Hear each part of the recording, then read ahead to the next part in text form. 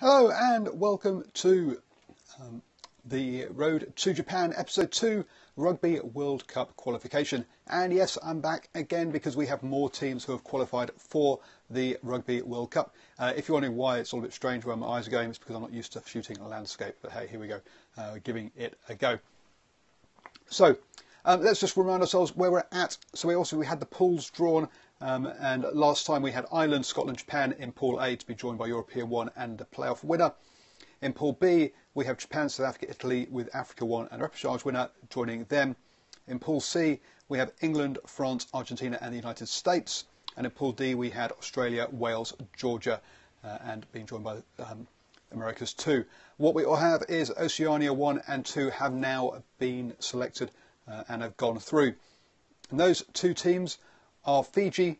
Actually, yes, I've not done the whole introduction. Hi, thank you very much for joining me. Hi, I'm Paul, the guy behind DrivingMaul. If you're watching on YouTube, don't forget you can give it a thumbs up and link above for my newsletter on Twitter, down below on YouTube. So yes, there's the groups, and so Fiji and Tonga have come through the Oceania qualifying, and over the last 3 weeks have completed that. It was a combination of games from last year and this year. Fiji won that competition and have got themselves a place in Pool D alongside Australia, Wales and Georgia. They'll be very happy with that. They'll think they're in with a good chance there of getting into the top 3 in automatic qualification next time.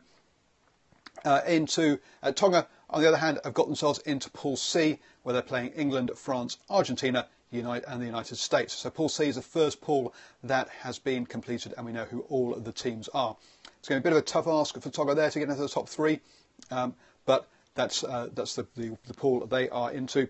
Probably the strongest pool at the Rugby World Cup across the 3 teams there. So I say that's the first pool completed, and that's how and that's Fiji and Tonga through. And Tonga got ahead of Samoa by 1 losing bonus point in the competition. So does that mean Samoa's out? Not at all. They have a couple more chances to qualify. First up, their next opportunity is they will be playing a playoff against the European runner-up, and currently, again, and that qualification is taking over this year's and next year's Rugby European Championship. Currently, Romania are top of the table and would get the automatic place into the Rugby World Cup, with Spain in second place, who would play off against Samoa.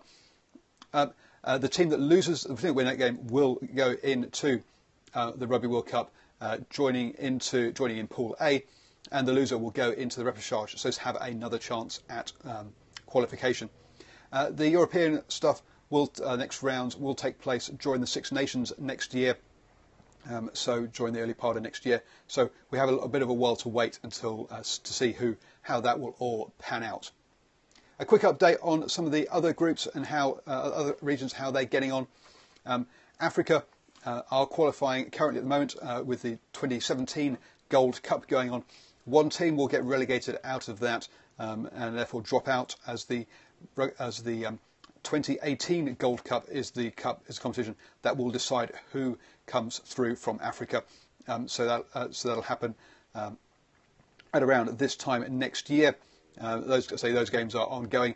Currently, Tunisia, having played 3 and lost 3, are in their position where they're going to get relegated and knocked out. But Senegal have only got 2 points from their first 4 games. So all to play for there. So that's how that one's going. In the Americas, as we already know, the USA came through, and that leaves Uruguay and Canada to play off for the USA's second qualification slot. Those games will take place in January and February next year, so a bit of a while to wait for that one. In Asia, the Asia Rugby Championship Division 1, which is again 2017 and 2018 competitions, will be added up to see who wins that one. That took place in May this year, so that's probably when it will take place next year. Currently, Malaysia are in the box seat, having won 3 of their games. They did host the competition this year, which helped them, and they're on 14 points. United Arab Emirates on 0 are going to find a bit of a struggle, so I don't expect to see them there. And that will get them back into the repechage as well, not actually into the top competition. Talked about Europe, we talked about Oceania, so that's it. That's all of the teams, all of the different regions we've talked about and the situations that they're in.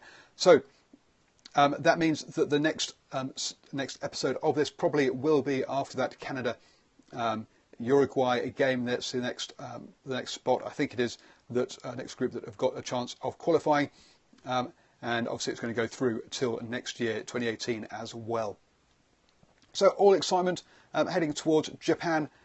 Slowly the picture is starting to appear.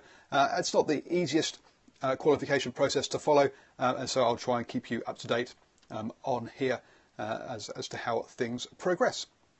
Thank you very much for watching, and I will catch you next time. Tonight I will be doing a live post-game reaction to the Brumbies versus the Hurricanes, so do dial in for that on YouTube.